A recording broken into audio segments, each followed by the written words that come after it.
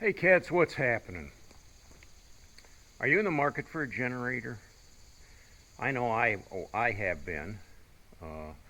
Looking for a good generator to power my RV unit. I have a 34-foot Salem Hemisphere with one air conditioner unit.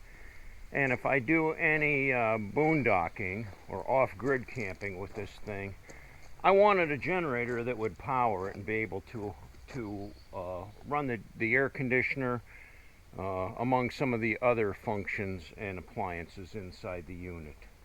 So after some extensive research, looking at reviews, reading things online, I finally fell on a generator that was offered by Harbor Freight. Now in the past, I think Harbor Freight had a reputation for lower quality tools, but more recently I'm convinced that their quality has gone way up. I've purchased a lot of things from Harbor Freight and been fully satisfied with them. But anyway, after looking at the reviews, Harbor Freight had the exact generator that I need. It is the Predator Super Quiet Inverter 5000 dual fuel. Now I'm going to pretty much do the unboxing on this. I've already unboxed it to save you the boredom of me just unpackaging the thing, but it's brand new, right out of the box, and I'm going to tell you a little bit about it. Now, whenever you buy a machine such as this that has an engine in it, before you do anything, the first thing you want to do is read the manual. You know what you're doing before you just jump right into this. Now, I just can't pull the trigger and start this thing right now. There are some things I need to do first. Number one, the gas tank is empty and there's no engine oil in it. When you get these machines brand new, right off of the manufacturing floor, a lot of times they don't have motor oil in them, so you're going to have to add motor oil in there. But let me talk about this thing for a minute first. Here's the control panel. It does offer a 30 amp service for the RV, where I can plug it right into there. It also has 120 volt outlets for running power tools or anything else. I haven't really experimented with it yet. This switch here determines whether you're going to use propane or gasoline. This is the on and off switch. There's the starter. This is a ground terminal. And it's recommended that when you use these generators, you ground them. So I didn't have any means to ground it, so I went online and I also found a reasonable grounding rod that pounds into the ground, and then you just put a copper wire from that terminal to the grounding rod, and that grounds the unit. I don't think anybody that uses these rarely ground them, but it's highly recommended that you do ground them for your own safety.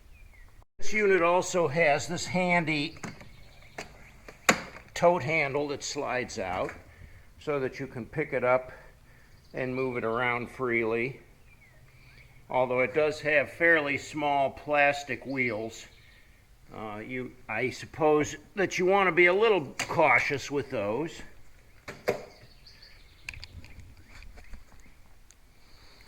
Here's the pull start cord on this side.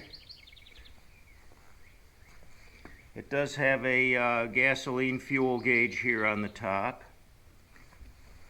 The exhaust port comes out this end. You want to make sure you aim that away from your RV or anything that could be flammable. So let's get into it. What do we got to do to get started with this unit? The first thing we're going to do is remove this access panel here. And we do that by unscrewing these two little plastic lock screws. And when they're all the way out, this pops off and it has these little knobs that it snaps into. This accesses the oil check. It also accesses the oil drain. When you drain the oil, it shows there's a little trough here, and this panel here, this small panel, pops off so that the oil can drain into a pan for easy access there. Now, there's no assembly to this. Really, the only assembly was this plug right here had to be connected, so it was disconnected to the battery, and that's for the electric start. And it does have an electric start motor on it. Here's the battery. Remove the oil dipstick. It does come with this handy long neck funnel. Comes with the unit. We add the engine oil.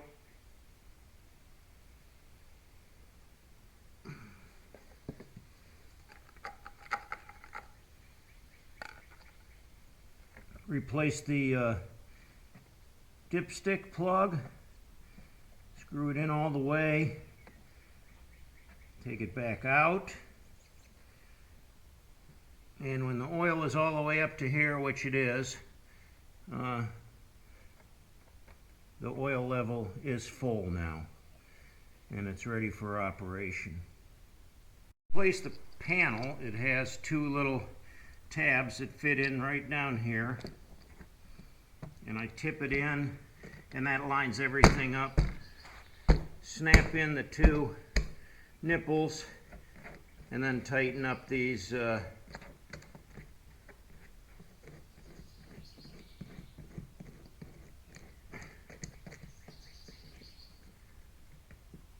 on this opposite side.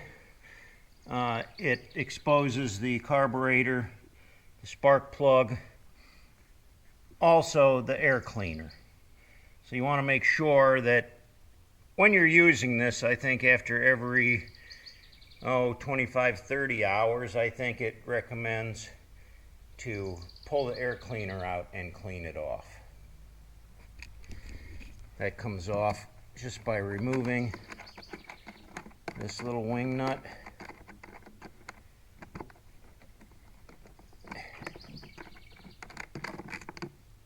And then this cover comes right off to expose the air cleaner.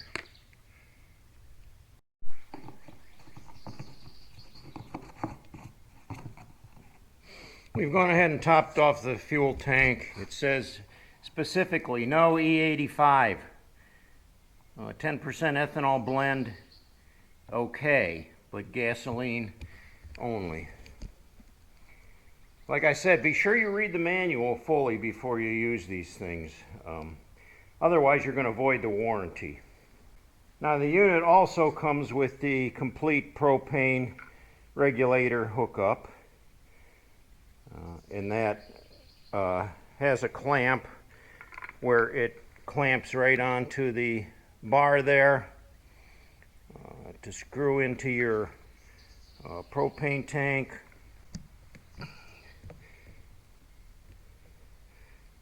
There, right here, is your propane nipple where you plug in the propane. So it does have a quick release on the propane valve. It also comes with a spark plug tool.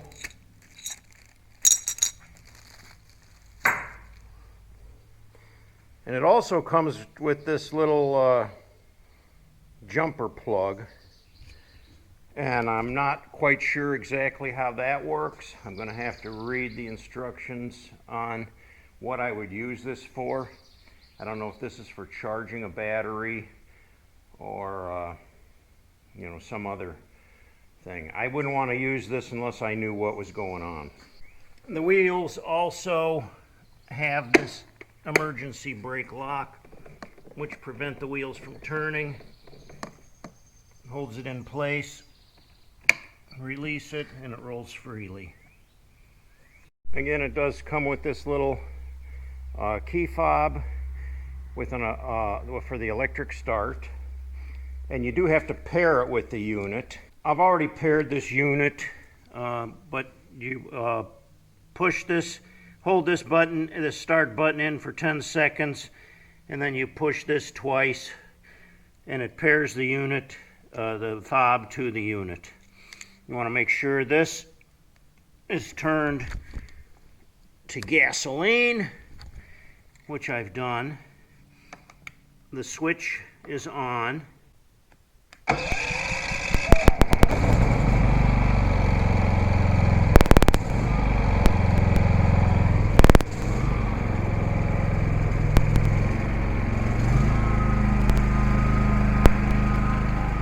Fairly quiet. It's got a little hum to it, but you can still hear yourself talking over it. Not extremely loud at all.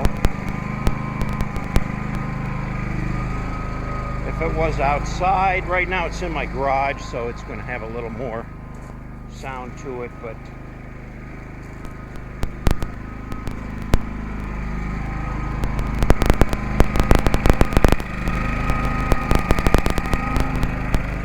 it's recommended that before you use it, you let it warm up for about 5 minutes before you actually plug it into your RV.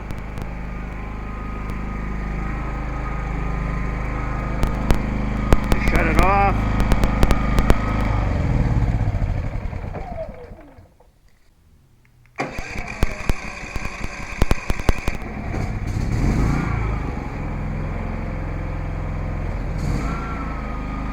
so I can start it either manually or with the key fob. And I can turn it off with the key fob too. So that could be handy. You know, if you're in your RV and you want to start it without going outside, maybe it's raining or something, you got this handy key fob, you can just stick out the window, start the thing up. The Predator 5000 is capable of running an RV unit with one air conditioner unit and some of the other appliances. Now, I don't know how it's going to function when the air conditioner is running and you want to use, say, like the microwave at the same time, and your refrigerator is running off of the electric. Also, it might put a little more of a draw on it, but this generator should handle it. Some RVs have dual air conditioning units, 2 air conditioners up on top. If that's the case, you probably want to look into the specs about getting a bigger generator unit that'll handle the wattage that it takes to run 2 air conditioner units. Now, one other thing you're going to want to consider before you run out and buy one of these is that this unit alone weighs over 100 pounds. I think it's about 110, 115 pounds, probably more when you fill the gas tank. I say probably close to 120 pounds. If you're incapable of lifting that kind of weight, because you're going to have to load it up either in your RV or in the back of your pickup truck. So how have I handled that situation? I've installed a lift crane in the bed of my truck, which is capable of lifting that off the floor, cranes it up. I can swing it into the truck on this thing. This crane swings out, the boom extends, and I can easily lift that up by sticking the handle in here and jacking it up.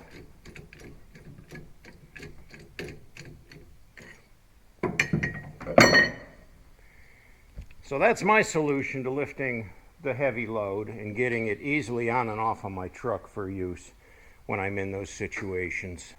The gasoline runtime on this is expected to be about 18 hours. And if you're running propane, they're saying somewhere around 14 hours on a canister of propane. This unit delivers 5,000 starting watts at 3,900 running watts with a 244 cc engine.